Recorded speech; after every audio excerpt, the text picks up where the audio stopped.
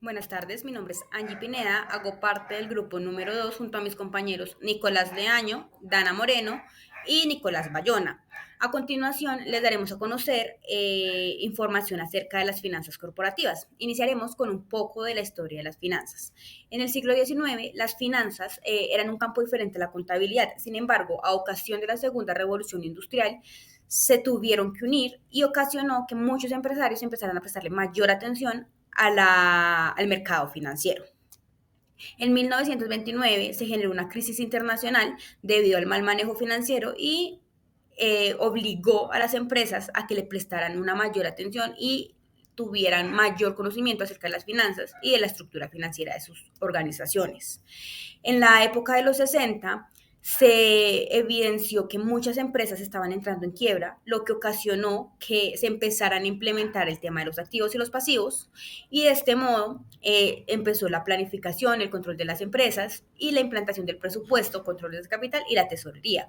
A partir de allí se puede decir que con el transcurso de los años se pudo ir avanzando con el crecimiento de esta importante faceta que es las finanzas, y generó que muchas empresas empezaran a tomar con mayor importancia dichos elementos, permitiendo así que las empresas siguieran en crecimiento y no tuvieran la oportunidad de caer en quiebra.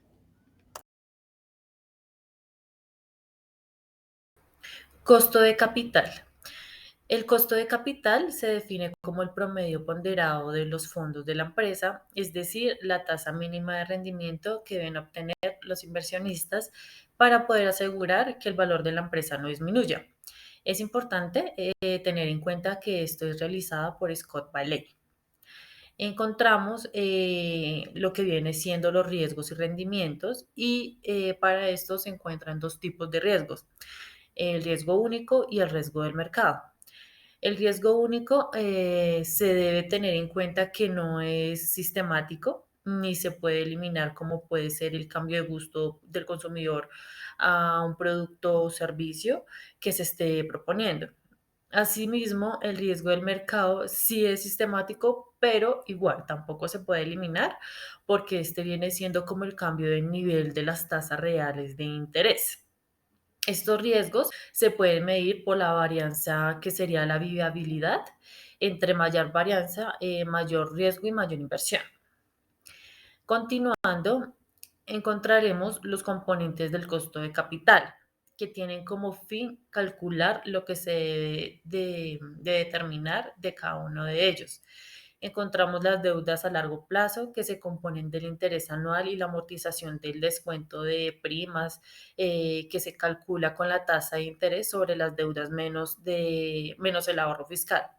Encontramos las acciones preferente, donde viene a ser la tasa de rendimiento que los inversionistas requieren sobre las acciones preferentes de las empresas y es calculada mediante el dividendo de los dividendos anuales.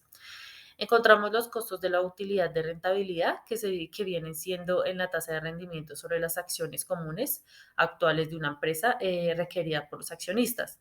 Se calcula mediante la suma de las tasas libres de riesgo y la prima de riesgo a la vez es igual de rendimiento de dividendos de la acción más la tasa de crecimiento esperada.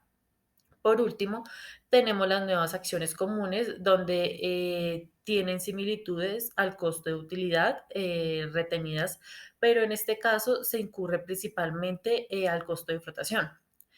Por otra parte, se encuentran también el costo de capital promedio de la ponderación que se mide para determinar qué tipo específico de capital por su proporción de estructura de la empresa y cómo este es sacado de promedio de ponderación junto con el costo marginal de capital, donde sirve para determinar el aumento de volumen de financiamiento de las empresas que es directamente proporcional al aumento de los costos de financiación. Estructura de capital. La estructura de capital es la combinación entre el capital contable, aportes de los dueños, y las deudas utilizadas para financiar la empresa. Es por esto que encontramos lo que viene siendo una estructura óptima de capital que se encarga de generar un equilibrio entre el riesgo y el rendimiento, maximizando el precio de acciones, es decir, maximiza el valor de la empresa. Por otro lado, tenemos los factores que influyen a la estructura, los cuales son la posición fiscal de la empresa, el método de depreciación de los activos fijos, la amortización de la pérdida de fiscales, la flexibilidad financiera y factores que determinan el nivel de deudas. Para esto también encontramos algunos de los riesgos de las empresas, en donde se encuentran los riesgos operativos y los riesgos financieros. Los operativos vienen siendo las proyecciones de rendimientos futuros y los financieros los riesgos de los accionistas. Asimismo, encontramos los enfoques de la estructura de capital, que se enfocan en determinar la estructura óptima de las empresas, como por ejemplo, algunos de los tipos son tradicional, estructura de capital M&M, posición de M&M con impuestos de señales o de la teoría de orden de elección, que esos serían algunos de los tipos.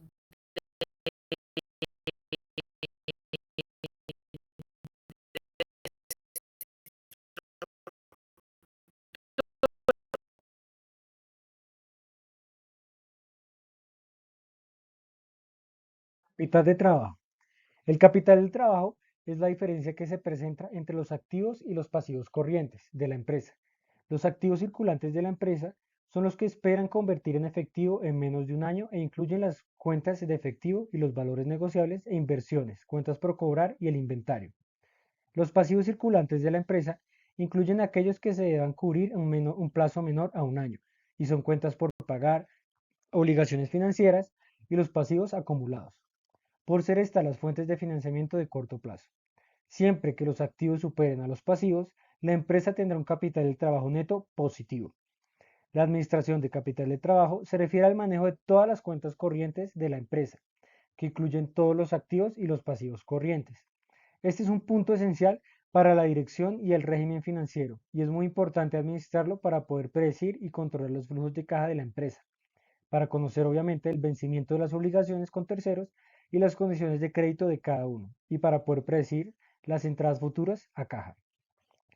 El principal objetivo de la administración de capital de trabajo es reducir al mínimo la cantidad de activos a corto plazo que se mantienen en la empresa, ya que cuanto sea mayor la razón de liquidez, menos rentable será la misma. En otras palabras, es conveniente que el capital de trabajo sea muy grande debido a que estaría desperdiciando recursos de la empresa porque no estarían generando rendimiento. Como se puede evidenciar en la presentación, les tengo la fórmula que es correspondiente al capital de trabajo, la cual nos dice que el activo circulante menos el pasivo circulante es igual al capital de trabajo.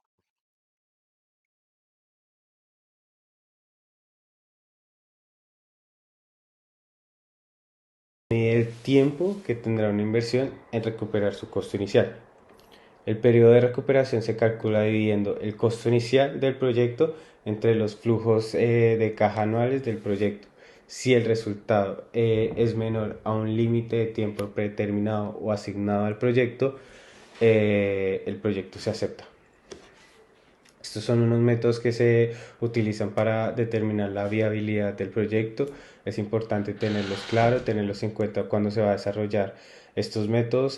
Puede generar ventajas competitivas o a su vez si no se cae en cuenta este tipo de evaluaciones puede generar desventajas en la realización de los proyectos.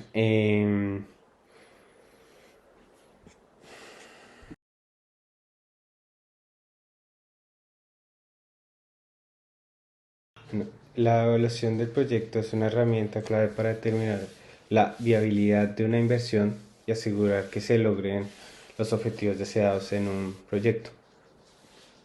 Existen tres métodos o vamos a determinar estos tres métodos para evaluar un proyecto, los cuales se enfocan en medir la rentabilidad, el impacto económico que puede generar la inversión y hablaremos sobre estos tres métodos que son valor presente neto, tasa interna de rendimiento y periodo de recuperación. El valor presente neto es una técnica que se utiliza para calcular el valor presente de los flujos de caja futuros de un proyecto, descontándolos a una tasa de interés apropiada si el resultado es positivo, significa que el proyecto es rentable y puede ser aceptado. Si es negativo, pues evidentemente el proyecto no tiene viabilidad. La tasa interna de rendimiento es un método que determina la tasa que se obtendrá de una inversión. La tasa de rendimiento que se obtendrá de una inversión, igualada al presente neto a cero. Si la tasa de retorno es mayor a la mínima requerida de retorno, el proyecto es aceptado. El periodo de recuperación es un método que mide el tiempo que tendrá una inversión en recuperar su costo inicial. El periodo de recuperación se calcula dividiendo el costo inicial del proyecto entre los flujos de caja anuales del proyecto. Si el resultado es menor a un límite de tiempo predeterminado o asignado al proyecto, el proyecto se acepta.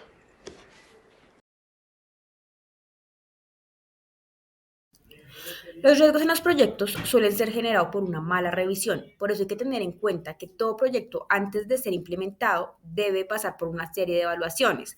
Entre ellas se encuentra el riesgo asociado con el capital humano, los cuales se dividen en dos riesgos, el riesgo total del proyecto y el riesgo del portafolio.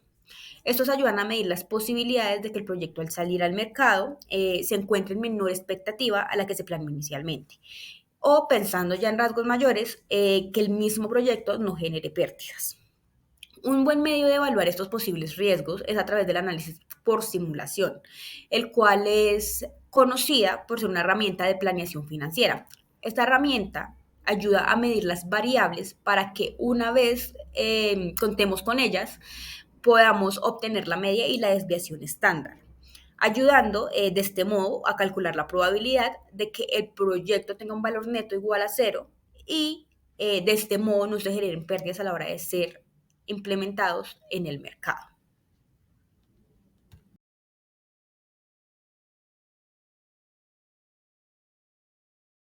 Punto de equilibrio. El punto de equilibrio para una compañía está presentado por aquel nivel de ventas en el que no obtiene ganancias o utilidad, pero tampoco incurre en una pérdida. En otras palabras, los ingresos y los costos y gastos se igualan.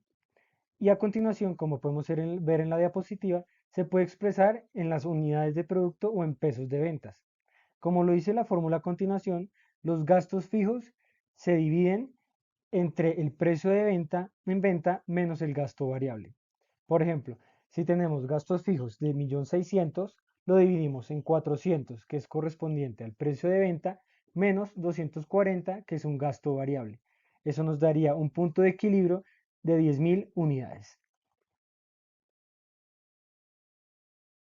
Bueno, profe, esto ha sido todo para nuestro trabajo colaborativo y explicativo de la parte del video. Muchas gracias por tu atención.